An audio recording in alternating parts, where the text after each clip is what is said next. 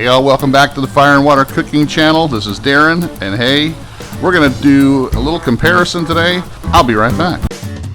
Smoking, grilling, getting hot and hotter, sous vide and chilling from fire and water.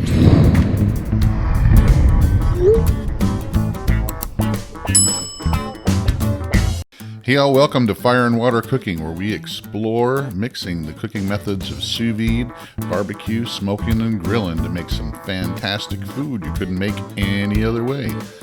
Follow us on our Facebook page, Facebook groups, also on our YouTube channel, Instagram, and also on our podcast. We try new things that you probably never heard of before. We introduce new products. We do great reviews and product comparisons.